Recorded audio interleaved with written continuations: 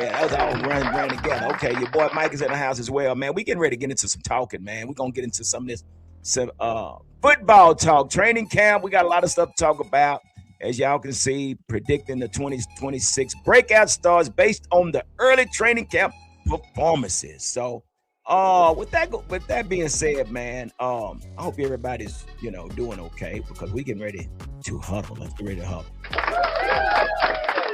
All right, man. I'm ready. I don't know about y'all, man. I'm excited. I had a chance to go out there and see this team and everything, and I really enjoyed myself out there. Let me turn this music down real quick, brothers. And it was awesome, man. And we'll get into all that here in a minute. But I do want to make a few reports that's been reported out there, and I want to get you guys to chime in on what's being reported, and you guys tell me what you think. So it's been told that there is a secret weapon. According to A to Z Sports, it looked like the Dallas Cowboys have a secret weapon, pass rushing weapon, and they're showing it in training camp. DeMarvion Overshown blitzing. New defensive coordinator Christian Parker is turning Overshown into a top blitz threat, using him more aggressively than 2025. Now, he goes on to say, Christian Parker is showing us his secret sauce to fix the Dallas Cowboys defense, and not enough people are talking about it. 5 practices in training camp, the Cowboys' new defensive coordinator is deploying a pressure scheme that could turn linebacker DeMarvion Overshown into one of the most dangerous blitzers in the NFL. Give it up! Cowboys corner storm with you since you're right below me. What do you think about that? Is that true? Is it possible? A to Z Sports is desperate for clicks. We're two padded practices in, and they're going to write an article that there's a secret weapon in Overshown that they're blitzing them more than ever with 2 padded practices. So is it possible, man? It's conversation. We're all excited. We just trying to figure something to talk about. So we all I think everybody's excited. So let's just use that. And what do you think? I mean, is it possible, or do you think he's in a competition for a position battle, or what? What do you think? Oh, he's in a competition battle. I think that's Barham's spot. That's Jason Barham's shot all day long. I think Overshown needs to be bounced out to the outside linebacker spot and rush the passer from that spot. The size of Overshown in a 3-4 scheme, it frees up a lineman. The lineman's job is to get the most dangerous linebacker. 9 out of 10 times, that's going to be the Mike, and that's going to be DeMarvion Overshown. And when those linemen get their hands on Overshown, you might as well hit Control-Alt-Delete and go to your task manager and close that program, because it's going to shake him up a little bit. So give me Barham at the mic, get Overshown to the outside linebacker spot. And don't be surprised if Jason Barham. Now, if this article from A to Z Sports was on Jason Barham, then I could get down with it. But with only 2 practices because you understand the 3-4 concept, bro. Understand the 3-4. Yeah. You think Overshown can have a guard coming at his face, play in, play out, and be able to withstand it? Who has the bigger body type? Is it Barham or is it Overshown? You were there. Yeah, exactly. I mean, who has it? We don't know. I can't. You don't know who's bigger? Okay, so bigger doesn't necessarily mean you're better. In the 3. So you got. Do you understand? You got some contradictory talk going on right now. That's why I turned my head backwards. Oh, they're excited. Do you know that there's a freed up lineman to attack the linebacker, and you think Overshown can handle that play in, play out? Let's scrap what you're talking about first and foremost. First off, you talking about putting Overshown at outside linebacker, and you already said that he wouldn't do. He'd be delete, zeroed out situation. Outside linebackers deal with offensive linemen on a regular basis. Period. So. Why would you put him at outside linebacker? You already saying he don't need to be an inside. What's the purpose of the outside linebacker? They rush. Outside linebacker's an edge setter. They rush. He's an edge setter. He's a rusher. Control the edge. He's a tight end coverager. Sometimes he has to cover the running back or the fullback out the backfield. But he's not a good Mike linebacker. Not but at they all. have to do. You can't say he's not a good Mike linebacker because I most definitely can. he was a very successful linebacker, inside linebacker in college at the highest Very. level, the Oh, second highest level in the land. what He's has he done very in 3 years successful. in the league? Man, look, check this out. The dude been dealing with injuries. And The you dude think has been a dealing with lineman? injuries. Thank you. Last year was the first time we really seen Damari Overshawn in a broad spectrum of a glimpse. That was the first time we seen him. But besides being at UT, his last year at UT, that was the first time we really just got a good glimpse of Damari Overshawn last year. And that was for what, 8 games, 9 games, maybe? We got the coach in the house. I'm a Okay. fan from the far. Now the coach will tell you what a 3-4 scheme does, break and if down to me the Overshown 3-4 string. and if Break down the 3-4 Overshown, scheme. hold on, and if Overshown can withstand that impact from a Mike linebacker spot, play in, play out. G. He Hampton, would have more coach, success. He would have more floor is success from yours. the inside spot than the outside spot. Let me formally introduce my friend from the East Coast. Him and I, we've been going back and forth, just chopping it up, having conversation. He does his live on X and also on YouTube, and we are grateful to have him on board with us tonight. We got Coach Marv. Give it up for Coach Marv. How's it going, Coach Moore? How you doing? How y'all doing, man? Y'all can hear me well? Yes, sir. Yep. Yes, Glad sir, to have man. you on, brother. Glad to Man, finally get you on. man. Glad to be here, man. A lot of stuff was going on. Let me get this. Very sure. Yeah, I think I may have. no, you're good. You good. Hey, Cowboy Champ, Yeah. I really need you to log off and log back on, brother, because that's your echo, I believe, for sure, bro. If you don't mind, please do that. I'll bring you back up. So since we got you here, these guys got a little debate going on. I guess I brought up a topic that got them started. They're so excited right now, Coach. They are so excited that they want to put a helmet on and shoulder pads on. But look at, we got Filth in the house. Come on, well, everybody come on in tonight. Before we go to end this further, we got Fifth Quarter in the house. What's up, Fifth Quarter? Give it up for Fifth Quarter. All right. Everybody's ready for some football.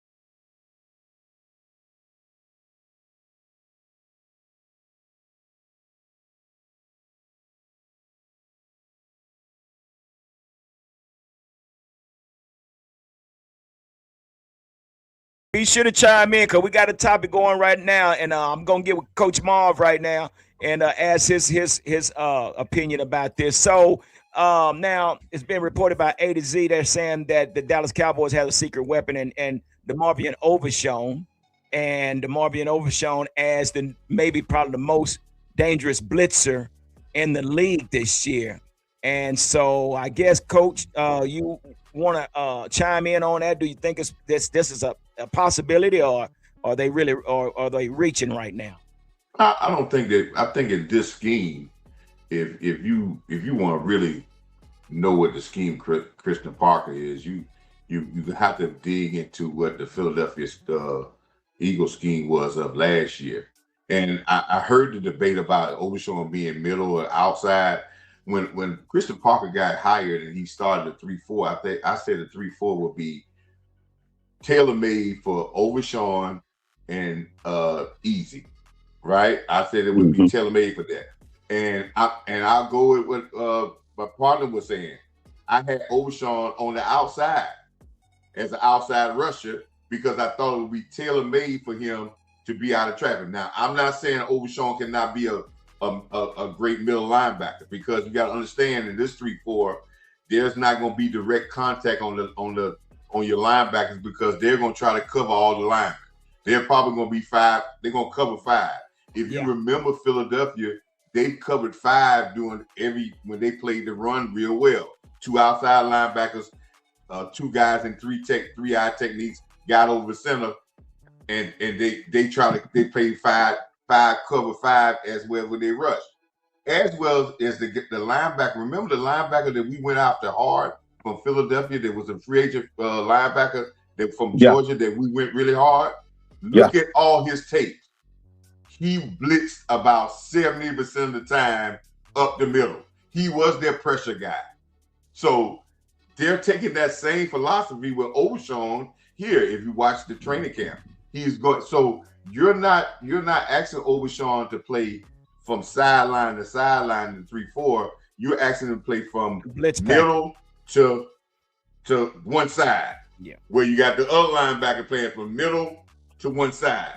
That is better for Overshawn because they're going to cover him up. And this defense, if you study Philadelphia, it's going to be very hard for you to get to the linebackers because of the guy like Quentin Williams, because of guys like Clark, because of the guy that they got from the Chargers at the nose.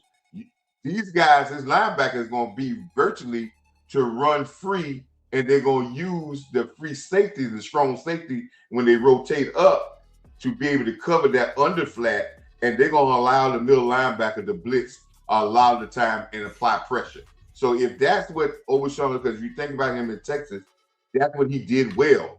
Apply Very pressure. well. That's what he did well because he applied pressure. Because when you coming out of the draft, they were talking about his sack numbers from the linebacker position. But all those came from blitzing from the linebacker position.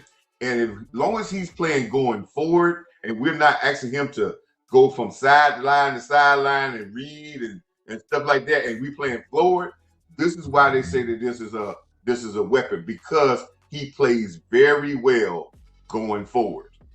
When you oh, not to cut you off, Coach, when you do a comparison to N'Kobe Dean to DeMar and Overshawn, DeMar and Overshawn is a far more greater athlete than N'Kobe Dean is.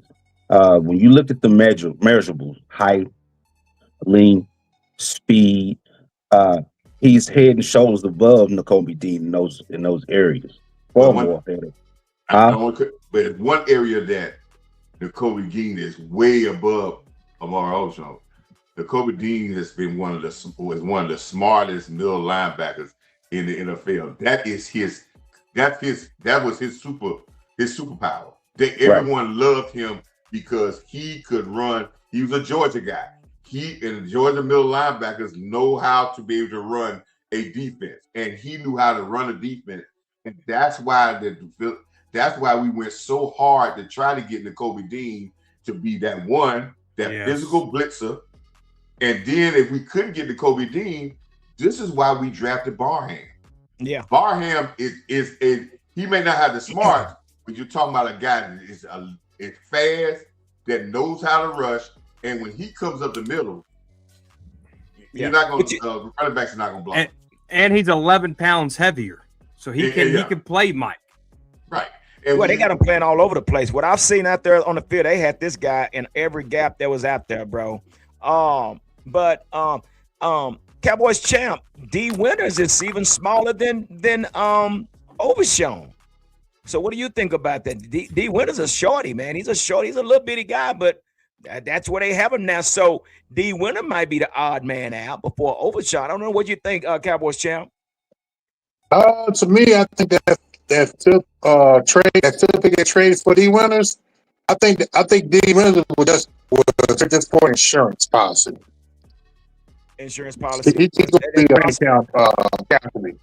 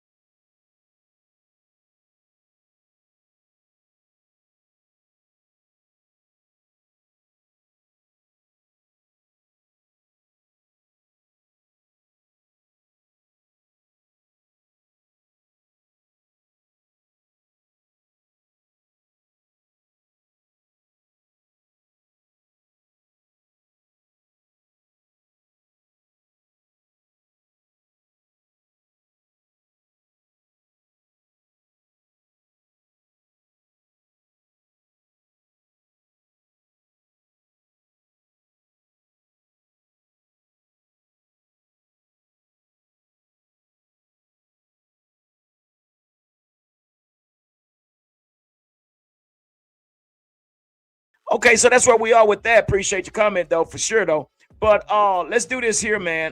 There is an injury update. I don't know if y'all know about this, man, but come to find out, we know that tight end Princeton Fan has suffered an ACL and partial MCL tear, ruling him out for the 2026 season, opening up a roster spot. Now, rising undrafted free agent Micah Triggs, a standout undrafted tight end, could seize the opportunity. Okay, goes on to say as well that yeah, he's probably one that is going to probably make a good running for the position. From what you've seen, Football Junkie, what do you think about Michael Triggs making this roster? That was a door that opened for him right there. With the tight end going down with the knee injury. That right there gives him an opportunity to be able to step in, and be able to take advantage of a toehold he has in the door to be able to get more reps and be able to showcase his skill set amongst the other tight ends. Yeah, yeah. I've never say this here. Now, when I was out there in Oxnard, I did see him catch a few grabs, but I did see a video, and then this is the problem. I think Cowboy, one of you also said it about his blocking ability, and sure enough, man, he gave up. He missed the block. I think Sam Williams just went through there unblocked, man, and I think this is probably what's going to probably hinder him as far as not saying that he can't catch, but it goes back what you had brought up before, Cowboys Corner, about his blocking ability. What do you think? Oh yeah, he's just not a blocker. He's a receiving threat tight end. Preston Font, all the prayers in the world to you. Hope you heal up nice, get that injury settlement, and stay out of football. You're too injury prone yourself. When you look at it, that's a second ACL tear back to back, and no, I think you still got Schoonmaker, Ferg, and you still got Spanford. Michael Trigg might find a way in here as a wide receiver threat, some type of Hunter Lemke package, so to speak. But whatever happens in training camp happens in training camp. Can you do it in preseason games? And we're about to find out. Can Michael Trigg play in preseason games when the lights are on and bright? What can you do for me then? All this training camp hype and nonsense and all these catches and all this baloney. No, let's see it in preseason. What do you think, Coach? Well, I'm glad y'all can listen. When you look at tight ends, when you judge a position, you judge them. It's like when you go to your job, you get judged on what your major job is. All tight ends, their major job is blocking. They're going to block way more than they're going to catch passes. They're going to block just about every time that they're on the field, they're going to block somebody. So if you're bad at that, then you're a liability. Yeah. And the second thing is, we got George Pickens, CeeDee Lamb on this team. Where are the balls that you're going to catch? So if you can't block on this team, you are a liability. I love having tight ends. If you look at some of the best, I think he should make this team if he can learn how to block, because the Rams care about 5 tight ends. San Francisco care about 5 or 6 tight ends. The Kansas City Chiefs carry about 5 or 6 tight ends on their roster. A lot of the better offenses and teams carry a lot of tight ends and less wide receivers. If he can develop a game of blocking, his size, he can help this team out, and then he can become a red zone thing, because we could give him some catches, 1 or 2, but he has to be able to block. He can't catch one ball and then get our quarterback or our running back killed 4 times and then consider himself being a quality guy. So I think if he learns that, I think he may be a practice squad guy, but he has to learn that. I will say this right quick. Somebody was telling me about, I was in a barbershop, they were telling me about Graham. Remember Graham, the tight end from New Orleans and went to everywhere? Daniel Graham. He was a great catcher. Yes, Graham. But why he went to so many teams? Why? Because he could not block my grandmother. So he could catch, but if you can't do your main job of a tight end as be a reliable blocker, right? Yeah. It's not going to be enough opportunities for you. We're not going to bring a guy in here triggering and he's going to get more targets than CeeDee Lamb and Pickens. He may get a couple of targets in a game. Maybe. but he got a block every time he's on the field. Yeah. And see, that's why I think they gave him the guaranteed money, Cowboys champ, because they do guarantee that he will be on the practice squad if he doesn't break the 53-man roster. So do you think that's what's going to have to happen? You think he needs to go probably through the practice squad a year or so and then work his way up? Or do you think he got a nice shot of actually breaking the 53-man roster? I think he's going to be on the practice squad. Yeah, I think he's one of third. They're going to have insurance just in case one of the other tight ends have injuries or like I said, if one of them step up and if he can take advantage of the opportunity, he may can sneak in. Yeah. No, that's true. And I mean, like I say, he is guaranteed a spot on the practice squad, which that gives him some time to develop into an NFL player. And that's just something we have to see. So I got a question, G. I got one question. Yeah. Where's this young man from? Where's his Baylor. hometown? I know he went to Baylor, but where's his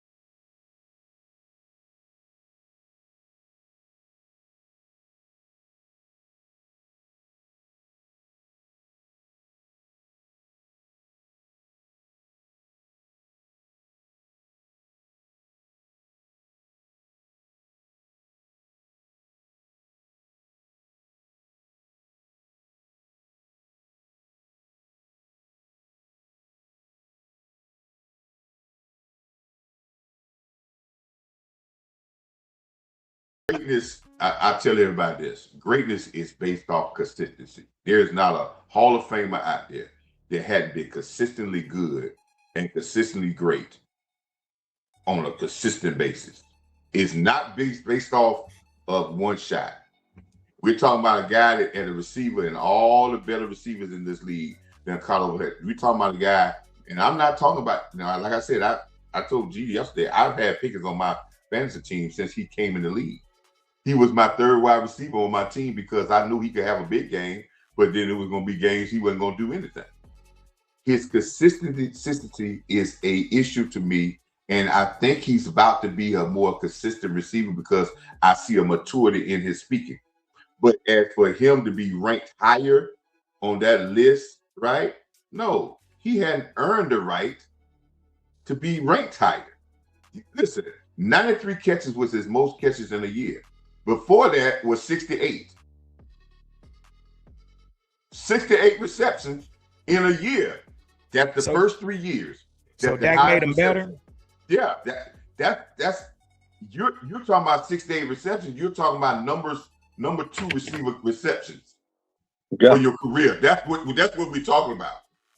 Yeah. So he had 1 year of 1,000 yards. So we always talk about Pickens' talent, but that talent has just started to translate to numbers on the field. And I would believe his impact would be even better this year, but I don't see 1,400 yards for him, and I definitely don't see 100 catches for him. If that's the case, and I say this, if he's got 1,400 yards, 100 catches, and CeeDee Lamb got 1,400 yards and over 100 catches, we'll be middle of the pack because we'll be a one-dimensional football team, and we'll get stopped in the playoffs cold dead. It will just, again, be exciting, but not winning. So Pickens is a great, but 36, I think they're giving him, because is he ranked ahead of Jefferson on this list? I know you said something about, oh, Jefferson hadn't got ranked yet. No. Right. Oh, so Jefferson's probably in front of him probably a little higher. Okay. Way higher. Right. And Puka McCool, all those guys have consistency. You look at some of the great wide receivers, the top 5 wide receivers in this league, they have had consistently good years for 3 or 4 years to get paid. This would be the first guy to have one good year and then get 30 million on 35 million.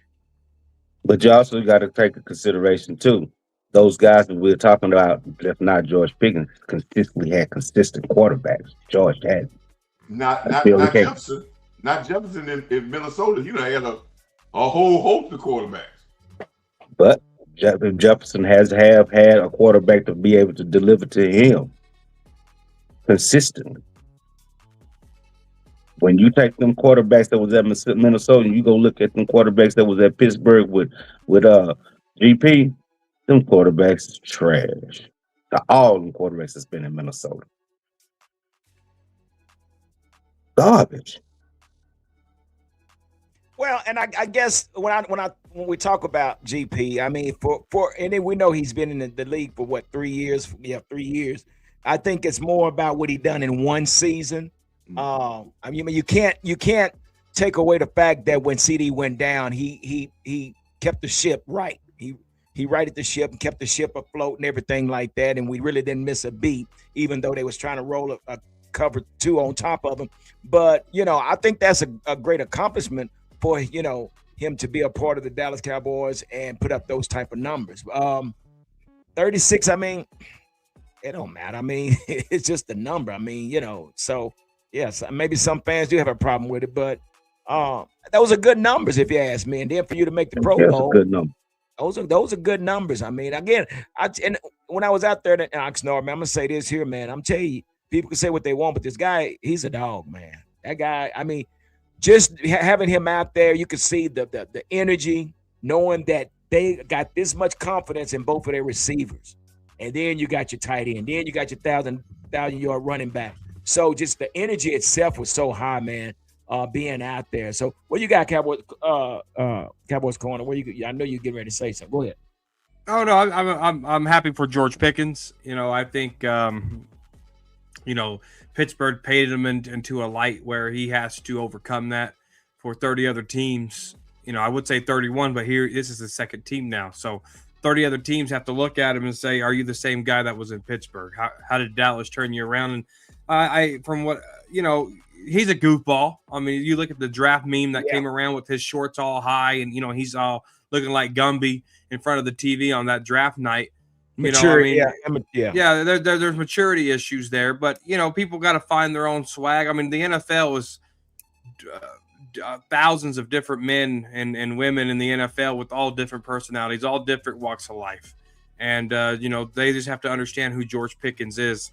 And I think Schottenheimer, Jerry Jones, kudos to those guys because they took this narrative and they completely had the leaders of the team, so to speak, turn that whole narrative around of George Pickens within 2 weeks. Within 2 weeks, they had the whole thing squashed. Like, this ain't the George Pickens of Pittsburgh. Shout out to CeeDee Lamb. He had his back from day one.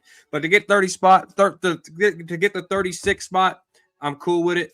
But, G, you talk about them having the confidence in their in wide receiver 1 and wide receiver 1A. I think, I want to see consistency with Dak Prescott at the helm with these two guys. Can you point me into a game last year when CeeDee Lamb and George Pickens was on the field where they both took over the game? It was either one way or another. CeeDee Lamb only had 3 touchdowns in 11 games. I need to see more consistency on how they balance this attack and not have it leaning towards one way or another. Get these guys if they both have 80 yards a game with a tutty each. That's fantastic. Dak has to find that balance. That ain't smart enough. That's one thing Dak is not smart enough to do. Now, well, hold on. Now, Dak is going into his 11th season. Now, stop, man. I mean, good grief. Yeah, I mean, that's the thing. And he's still working. And he's still working on his footwork. Well, listen, guys. I mean, everybody's working on it. Yeah, this guy threw for 4,000 quarterback. Man, I mean, come on now. Here's the difference. Here's the difference. When Tyron Smith hit the level that Tyron Smith hit, do you think he was working on footwork? Do you think he was working on technique? Yeah.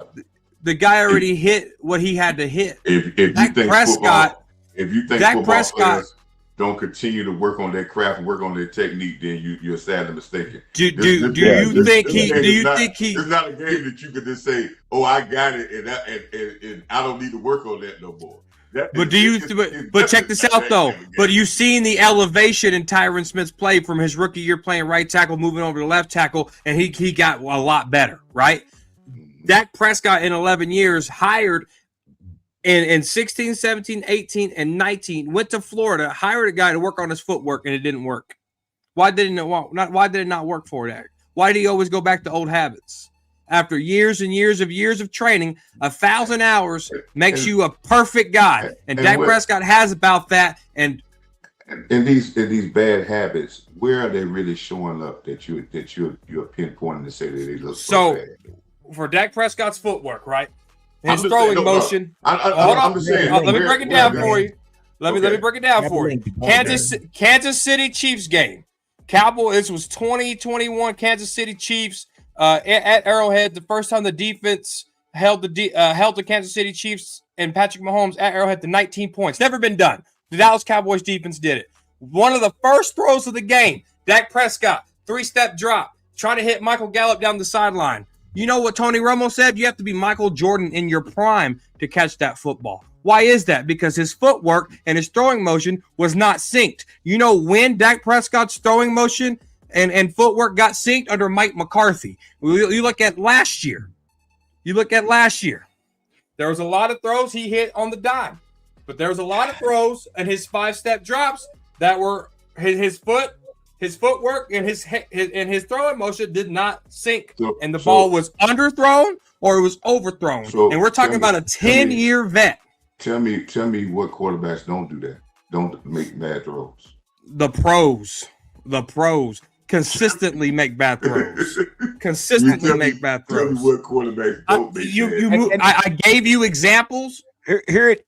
Coach, and now you're moving the goalpost. Here it is right here. But now here's a good comment right here. Dak was a great dual threat quarterback. He was. When you talk about run action pass, that was him. And who got that most out of him? It was Scott Linehan, for whatever reason. But this is where he was a threat at. The run read and pass type situation he was. But we can't take the credit from when he came in as a rookie up to where he is today. I mean, we just can't say that. He was now it wasn't all Zeke, but then you got to look at the coaching staff he was under as well. I mean, Mike Nolan didn't help us at all because we're playing from behind half the games we played, and there we are repeating it again, playing from behind and relying on, and not necessarily saying it was all defense because sometimes we just couldn't get in the end zone. But I'm not going to say he's a great quarterback. He's a good quarterback though. He's not. I won't say Dak is trash ever. We're not going to get because Dak is good. To me, Dak Prescott is a game manager quarterback. Okay, so where you have to set up. Go ahead, Coach. I'll say this. I watched. Well, right now we say Patrick Mahomes is the quintessential quarterback, and I watched 2 Super Bowls that he won that he didn't play very well at all, but they won a Super Bowl. I mean.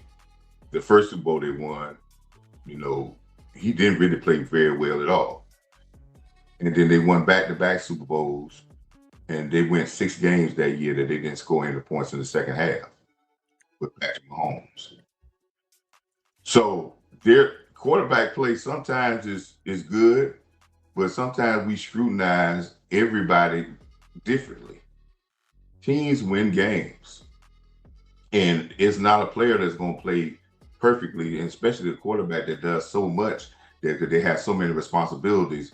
When we start talking about missed throws, if there's out of 10 throws, if there's 1 or 2, they're doing damn good. If it's 7 out of 10, then we got a problem.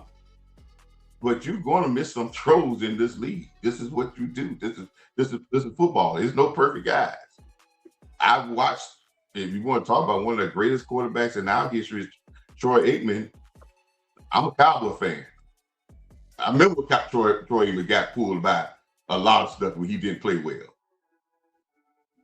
I remember that. I remember when he had our first playoff run, when halfway through the season he had just as many interceptions as he had touchdowns. But we don't talk about that. But that's part of it. That's part of football. It's just part of football. So, like I said, I think when we were talking about that receiver type thing, I think sometimes I wonder when we talking about George Pickens' rate, back what we were saying about George Pickens, and I see some people how they feel about Dak Prescott. I wonder if George Pickens would be 36 or so high if he was playing with Tom Brady. I guarantee you people wouldn't be talking about how great this season was. They'll be giving the credit to Tom Brady. That goes back to what you were saying, Cowboy Corner, spreading the ball around. Yeah, like you say, if you got two receivers that has 80 yards apiece, and you got a balanced game, I'll take it all day. Yeah, I really wouldn't. I see what you're saying, consistency. But yeah, no, like you said, Coach. Yeah, he wouldn't have that many yards because Brady would be probably spreading the ball around. But I got to get into some of these comments because we got some great comments down here, man. Some great comments. I see some great comments in the so let's get into these, and if you guys want to expound on them or whatever, that's fine. So Patrick Ryder said everybody's forgetting about who's going to be our backup quarterback because Joe Milton, if Dak gets hurt, season is down the damn drain. Give it up.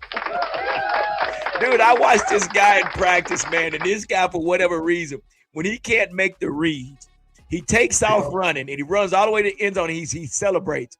He's thinking, oh, look what I just did. I just broke up. No, dude, your job is to read the coverage and get rid of the ball. He gets in the end zone and he does all this dancing and stuff. Like, dude, you're not looking good. So, yeah, I agree. I agree with you, Patrick. Right? I mean, what do you guys think? Y'all feel the same way, football junkie?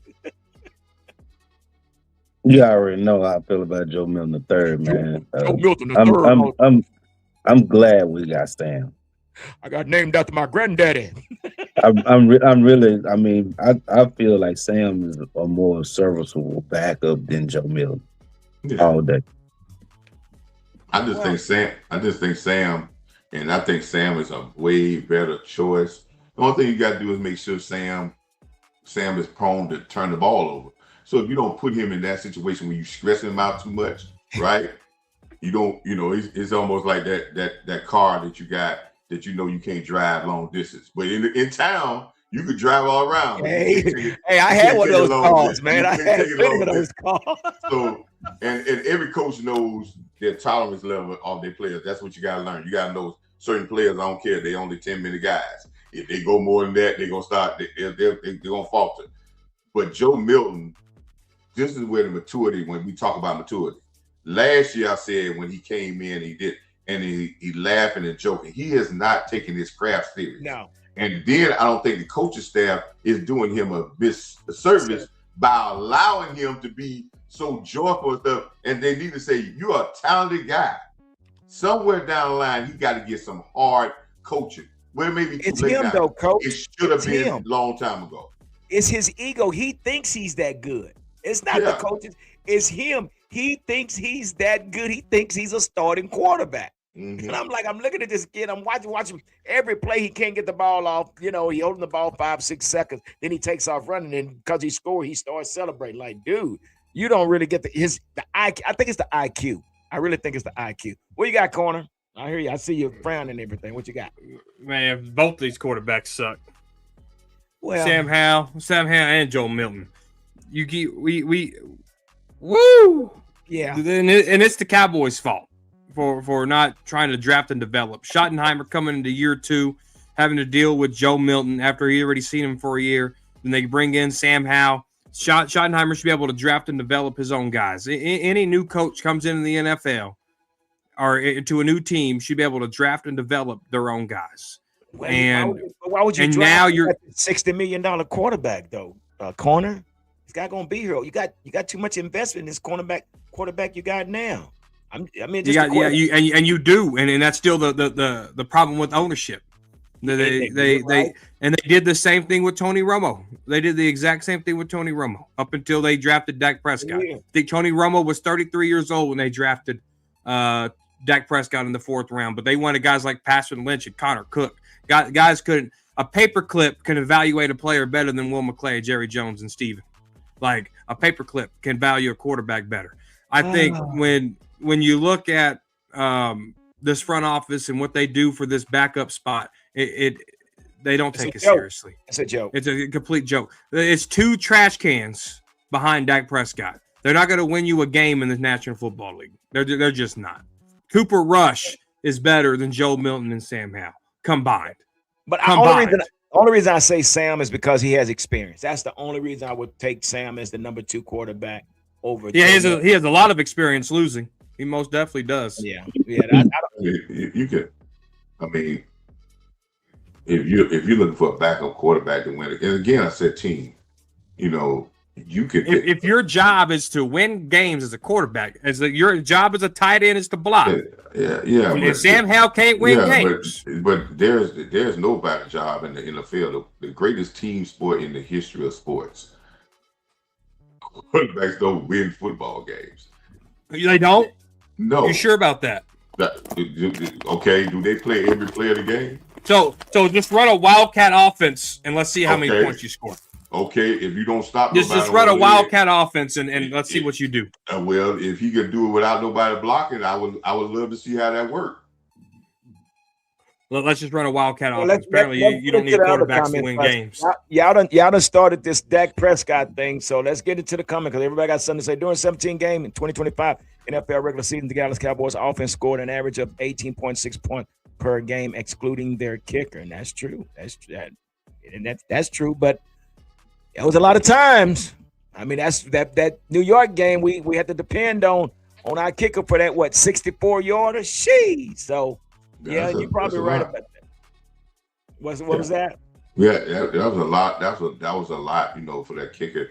Heck yeah. I'm hoping that he, it's a lot of pressure on him as well.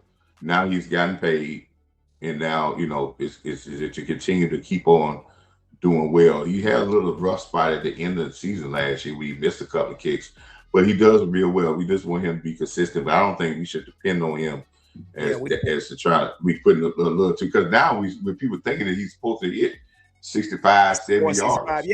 Yeah. And that's ludicrous right there. Yeah. It is ludicrous. And even though that's it's doable, but when you're talking about the average of people doing it, it's not real. The average is not there. So it's possible he can do it, but it's not. I don't want our offense to get to the point where we're dependent on and saying banking that he's going to hit a 65 or 70 yarder. McCarthy did that a few times. He instead of him going for it on 4th and 1, he what did he do? He kicked the darn 50-yarder. So we leaned a lot on Brandon Aubrey. He's my new hero, man. I saw him out there in Oxnard. And O'Brien Anger was kicking punts, and I looked on the other end, and there's lo and behold Brandon Aubrey back there. Well, we don't get the hiccups. Who was the kicker we had here one time that was outstandingly good? And then Greg the Leg, and all of a sudden he got a hiccup. Yeah, and he never recovered. He was dominant, and he get the hiccup. See, and it's all based off confidence. Because right now, our kicker has got, and this sport is based off confidence. Our kicker has confidence. We just want to make sure that when you do go through a bad stretch where every player is going to go through it, is he can correct the ship and get that confidence back. Fact. All right, here's another comment. These guys got comments today. So here's another one. How many starting quarterbacks in the NFC couldn't be plugged into the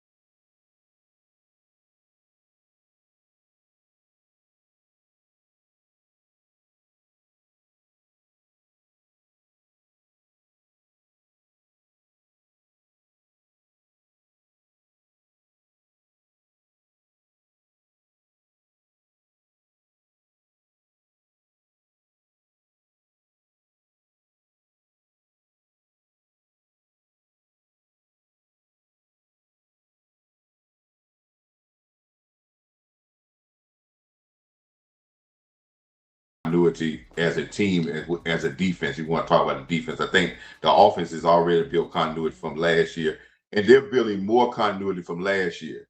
And that's my before we even talk about standouts, I think that's going to take us, propel us to be even better this year. The defense, as if you go through what the training camp for the defense last year was basically null and coaches? void.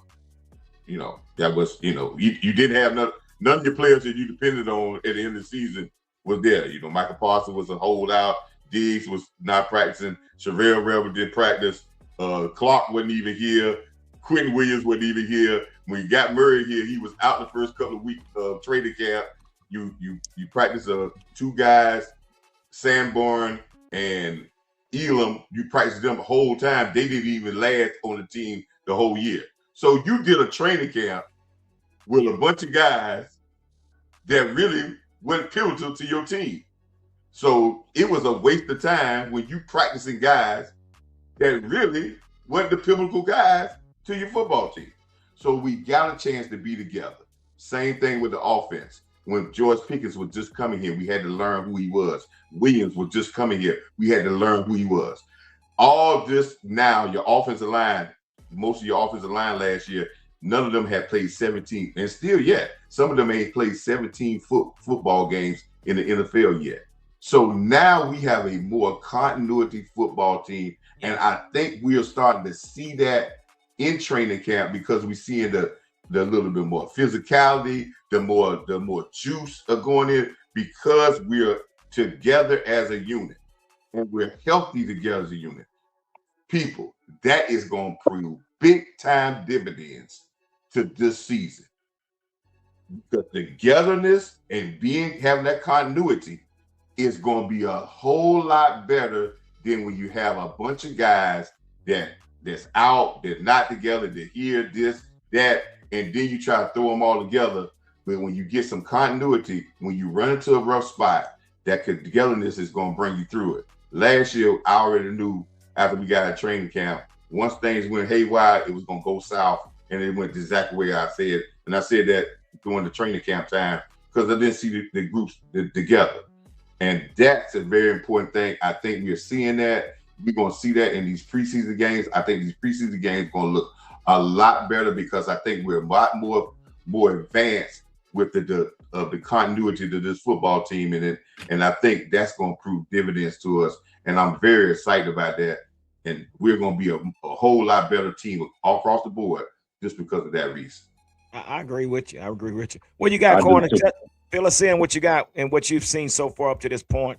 I just seen a bunch of hype and hoopla. You know, we got to see what these lights get turned on.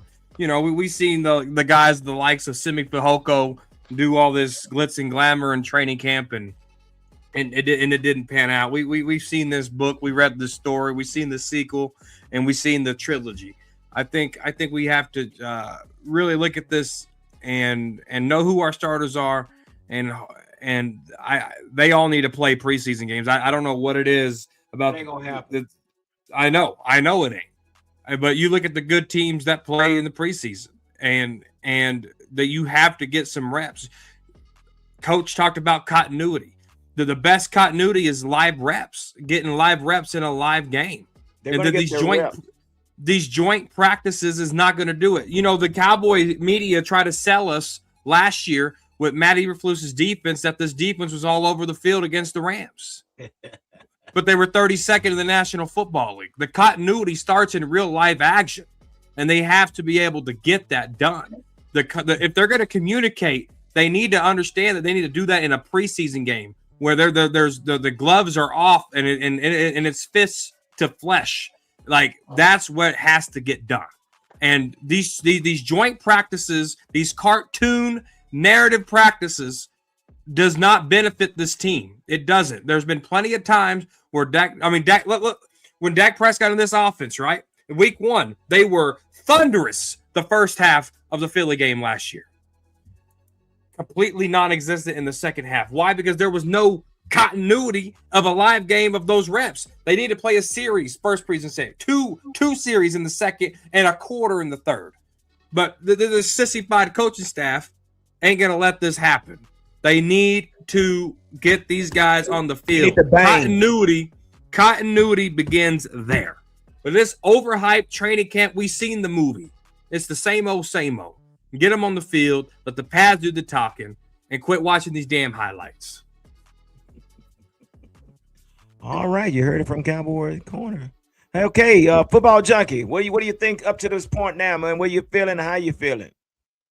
I agree with Coach 110% about the continuity because you have to have some uniformity about your team and structure about your team and stuff and whatnot. These guys are a lot more developed this season when it comes to the offensive line front.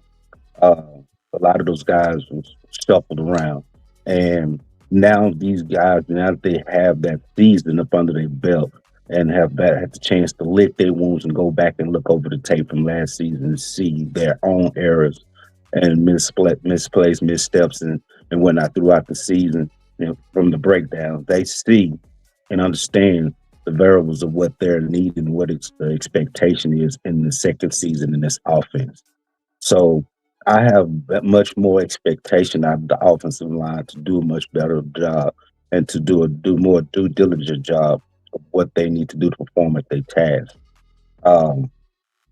As a whole, as a team, as a whole, as Cowboy Corner said, concerning all this hoopla, that was last season. We saw the karaoke shuffle last season. They're not doing none of that bull-shucking job this season. We're not seeing it. We're seeing some coaching going on out there right now. We're seeing some fundamentally sound coaching going on from both offense and defense. We don't see that hokey-pokey jump on the broomstick, chase around the football field stuff going on. We're seeing guys out there focused and locked in on their jobs, their positions and stuff like that, because there's a lot of positions up for grabs, and these guys want to play football. They want to be able to get their name etched in as a starter. So no, there's no hoopla going on out there. These boys are serious business right now, and it's a sense of urgency about getting everything locked in and loaded so they can deliver when it comes to these preseason games.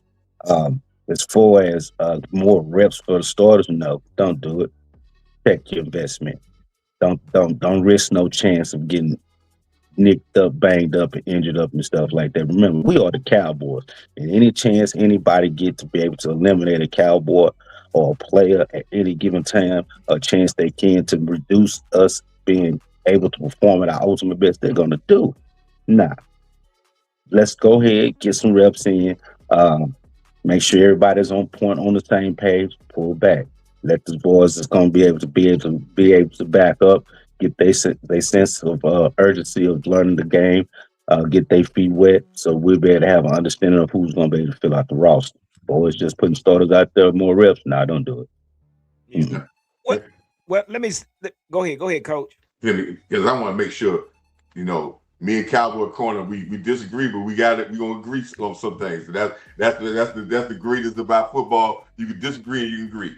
He's right about this about playing. And let me give you some examples.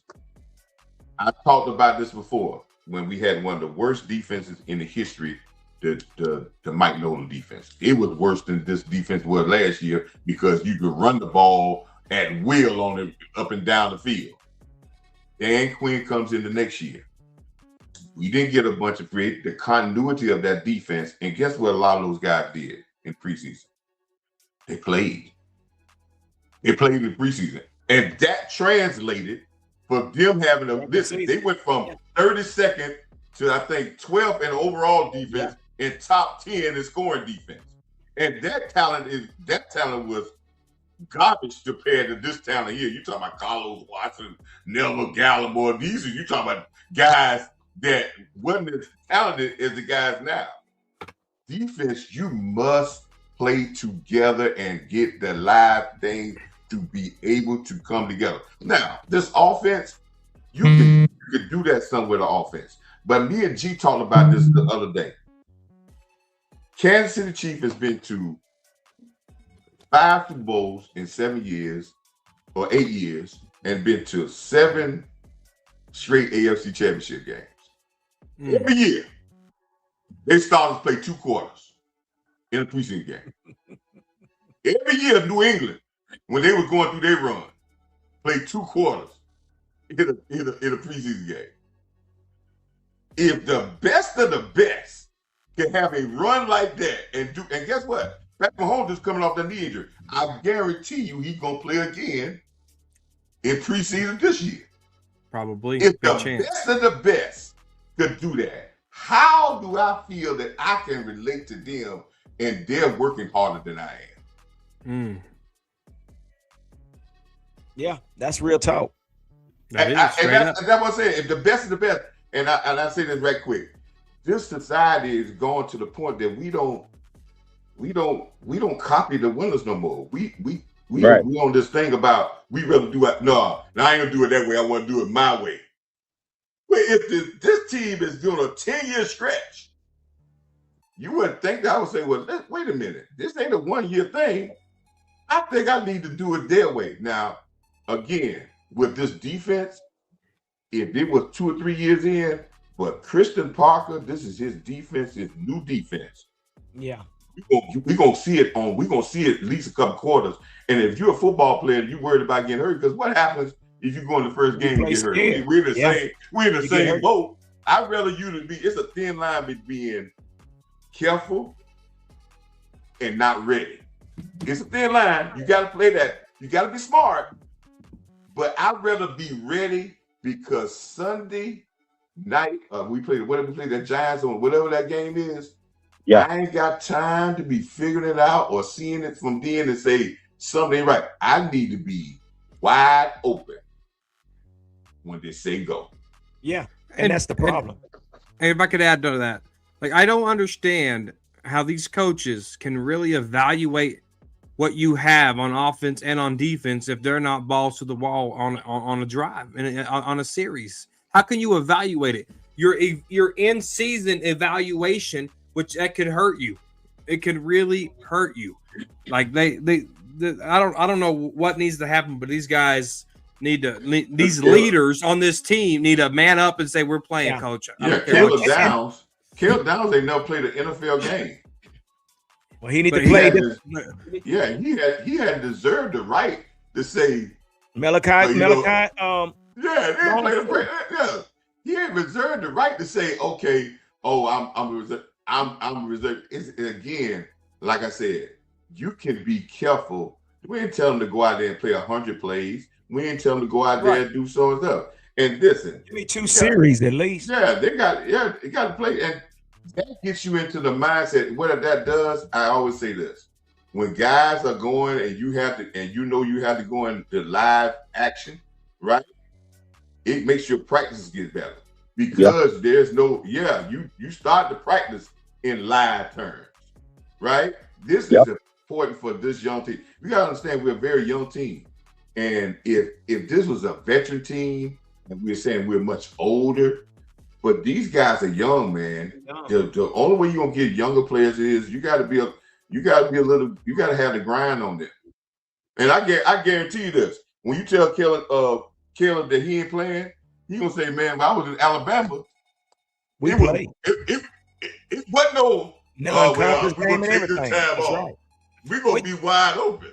You know, and that's the problem with our Cowboys, man, because we don't play preseason. That leads up to our first 3 games as our preseason game. Wait a minute. Our first 3 regular season game is our starters preseason game because it's going to take those 3 games before they can get the continuity together in order to play as a whole. And Jerry, I guess evidently Jerry, and well, we know it's Jerry, he doesn't see that. He's trying to protect his investment, but in order to make that run, like you said, Coach, they have to get out there. Same thing like you said, Corner. You know, all this not playing and waiting to regular season, that hurts us more than it helps us. That first game we played against the Giants, we went into overtime because our defense was just giving up touchdown because it was their first time playing together in a live game. So I disagree with that as well. Hopefully Schottenheimer can work his way and at least get our starters out there for 2 series. Just give me 2 series. And if you can give me that, I'm okay with it. But we got to go. You know when Jerry started that? You know when Jerry started that? He was gun-ho with letting his guys play. Yeah, when Jimmy Johnson. I'm gonna tell you when he changed that. When Sean Lee got hurt, in the preseason and was out. Ever since then, go back. When Sean Lee got hurt, and they had to go without Sean Lee, and from that point on, Sean Lee got hurt in the training camp practice, and from that point on, they got a little bit better, but it turned into camp cupcake. It came to more. It was 2016 when Romo. Right now, and what I don't like too, if y'all want to talk about training camp, one, I think at some time we should have the fans come. But then we should lock the fans out for 3 or 4 days in Oxnard and go to work. Dude. Because you're not going to get better work when people got eyes on you. You think that that's giving the fans with, but sometimes you get players. You know why Joe Milton doing all that dancing in the end zone? Because you got eyes out there.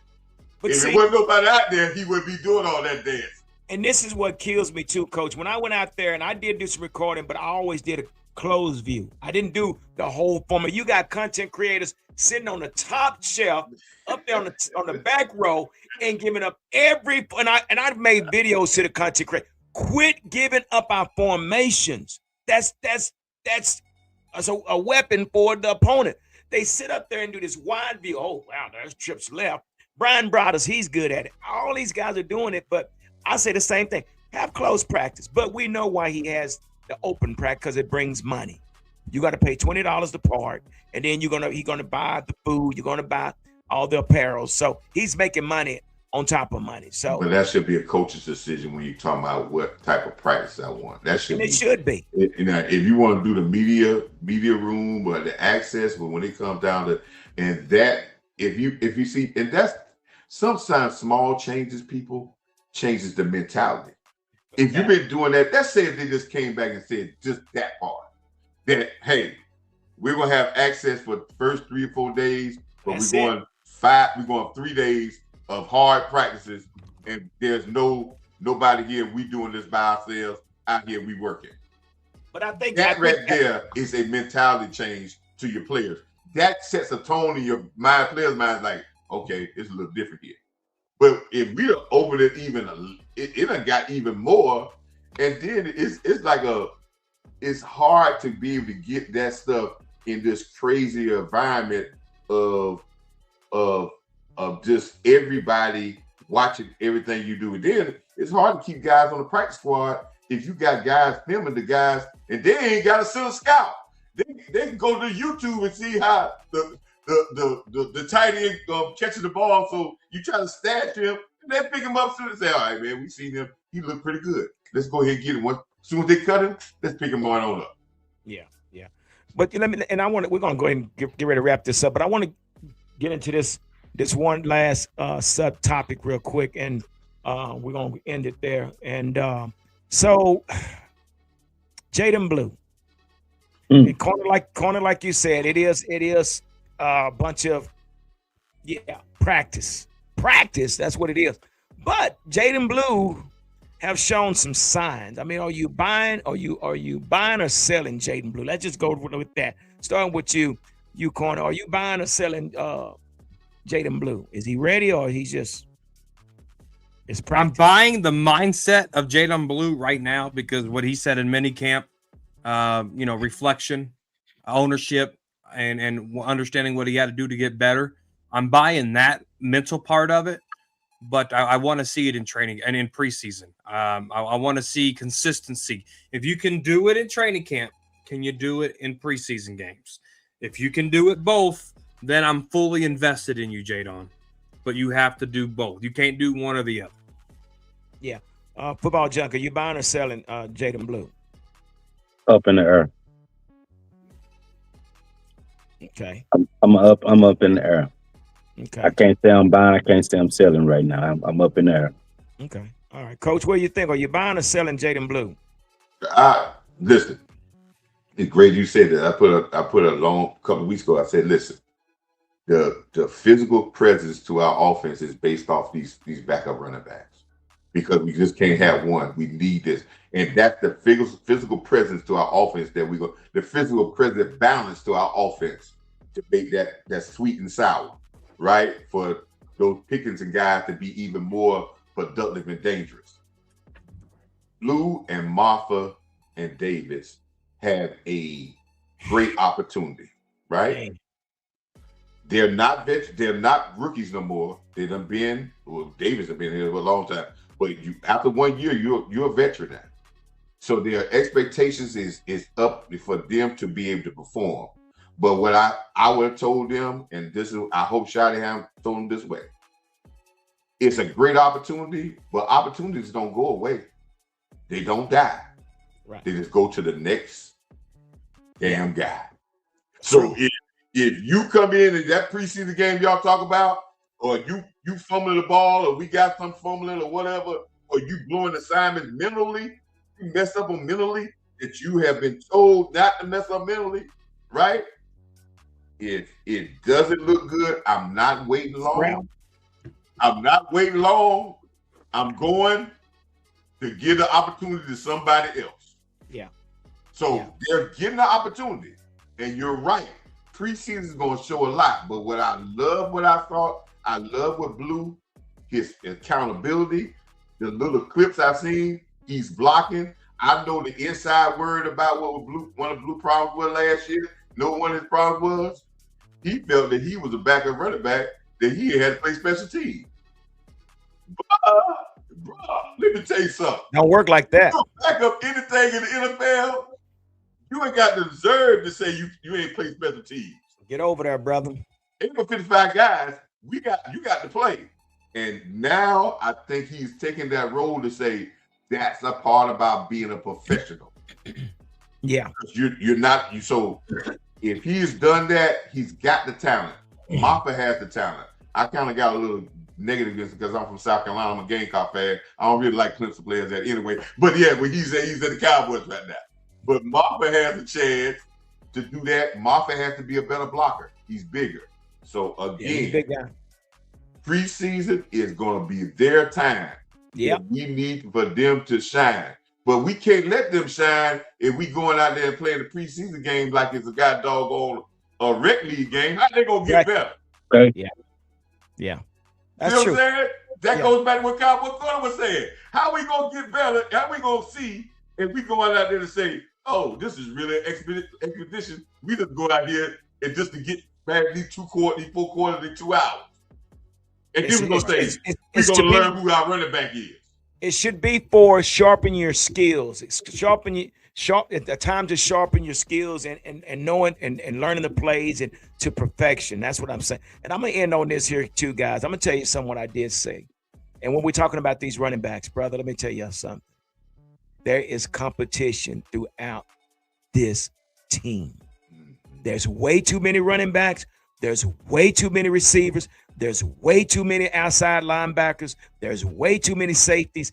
And every player knows that they have very small margin for error. Matter of fact, there can't be any error. Any error could cost you your job. So everybody knows that. And that's why I was saying the environment out there and the energy, it was just so hot.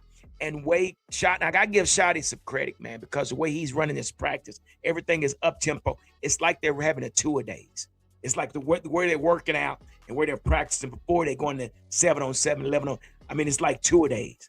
He got these guys doing some things that we didn't see up under McCarthy or Jason Garrett. But to say the competition level is there, it's more than there. And everybody's jockeying for position, trying to fight for a job. I mean, we look at this receiver position. We still got Marquez, what's his name? MSG, or what is his name? Then we got, and do not forget about Denzel Mims we brought in. MVS. We got Denzel Mims. And let me say this. I say those two guys that was brought in, they were brought in for as a security blanket, just in case George Pickens didn't show up. But guess what? They're making noise. Now, we're not just going to just give up these jobs. So right now, Kavontae Turpin, he has fallen with the 2s. Flanoy has leapfrogged him, and he's playing with the 1s. So that's Ryan Flanoy, baby. Put respect on 19. Yes, sir. So this is what's going on out there, man. There's just so much competition that's going on. And I think I see a different type. That's the one reason I wanted to be out there, because of the competition. And everybody's playing like it's their last play. Everybody's playing. So when you see somebody like Elijah Clark, I hate that he got hurt. Because he was doing a great job, but he got hurt. Very good last year. I just don't. Yeah, but and again, he's one that don't need to be taking any plays off. Same thing with PJ Locke. PJ Locke needs those reps because it's so crowded. But yeah, man, I enjoyed myself. I enjoyed myself. It was great. I'm ready for some football, guys. I'm ready for some football. And I'll say the same thing, but I'm gonna tell you right now. You're going to get your preseason game in these 2 scrimmages with our starters. That's all you're going to get. Hate to tell you, but that's what's going to happen. That's why they're having 2 2 scrimmages. They're having 2 scrimmages instead of 1. So they're going to let the starters play in these scrimmages, which is going to be a controlled scrimmage. Quick on the whistle. But they're going to call that a preseason game for your starters, and you will not see your starters in these preseason games. So terrible. Yeah, because some of your rookies, like Downs, if he don't play in the preseason game, the last time he tackled a guy to the ground would be when he was in college. December. Yeah, because you don't they don't in the control streams, they're not taking you to the ground. No, you're not taking to the ground. In practice. So the first time he tackled the NFL player to the ground will be against the Giants. That's what I'm trying to. These are the type of things I'm talking about. Yeah, it's control. Yeah, we going through the motion, but you ain't put nobody to the ground until game 1. But again, I don't even know why they're wearing pads, because they don't do anything. They don't do nothing. It's the same thing as 2-hand touch. But anyway, that's what that is, man. But hey, guys, I done held y'all over a whole hour, man. I guess I better let you guys off here. Hey, I want to give a big shout out to everybody that came in today, all the Cowboy Corner subscribers and coach subscribers and football junk and my subscriber, everybody that came in tonight. We appreciate you guys coming in and hanging out with us. Do me a favor, hit the like button. Make sure you hit the subscribe button and notification bell, so when we here on Wednesdays, you know when we coming on live. So again, with that being said, excuse me, y'all. Thank you for coming on tonight. And like I always say, continue to stay safe, continue to be blessed, and whatever you do, continue to be kind. And we're out. Deuces.